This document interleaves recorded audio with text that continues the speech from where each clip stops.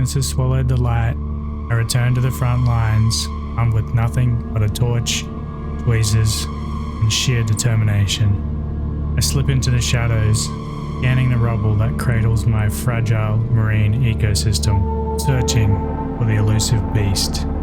It's just past midnight, and the war between man and monster stretches on into its 300th day. But this isn't just a hunt anymore, it's an obsession. Brynvorax, as I've named him, is a cunning beast, one born of nightmares, and tonight I bring this war to an end.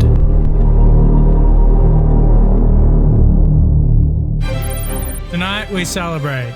After almost an entire year, I finally caught this massive bristleworm. Month after month, I watched him get bigger and bigger and bigger until I finally managed to catch him in my tweezers after countless attempts of him escaping just as I lift him out of the tank. But there's another layer to this story, and it's quite an important one.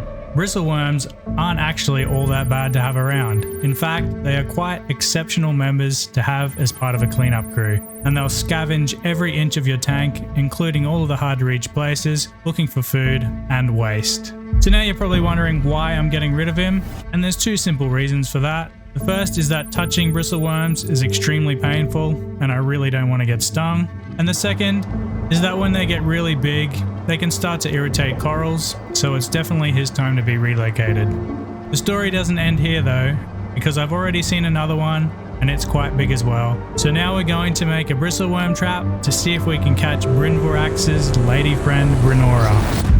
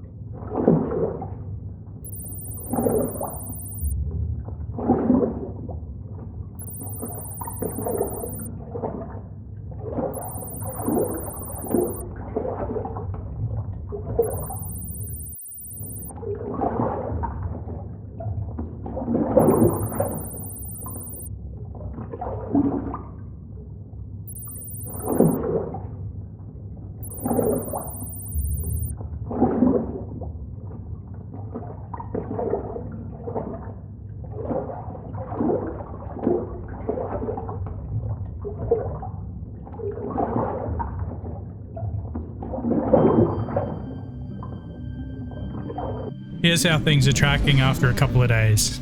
On day 2, I ended up moving the trap to a new location because the first position was really hard to film. By day 3, the trap is still empty. Day 4 is also another failure. So I'm starting to think I only have a couple of big bristleworms in this tank, and after doing some research online, it is possible that my pom-pom crabs may be eating some of the small bristleworms. Though the sources were really mixed, so I don't actually know if that is the case. By day 5, there's still nothing in the trap, so I've decided to change the bait from brine shrimp to just a piece of normal shrimp. After a full week of no success with the trap, I think it's time to go back to hunting at nighttime with a pair of tweezers. This strange looking creature is an arrow crab, and they're the best biological control for bristleworms. They absolutely smash them, and you'll see just how good they are at biological control in just a few seconds. But they can also be pretty aggressive and super territorial, which makes them unsuitable for my small tank, unfortunately. They have a volatile nature and a reputation for eating small invertebrates and sometimes even fish, which is quite well documented, especially when they start to get hungry. So while this would solve my problem entirely, it's not worth taking the risk for all the other inhabitants in my tank, most of which are quite small and quite peaceful. So after removing the head from the snake and finding out that I don't have a major bristleworm infestation, I'm going to retire the trapping program for the time being, though I will continue to hunt for Bronora in the meantime. If you haven't checked out Season 1 yet, now's your chance.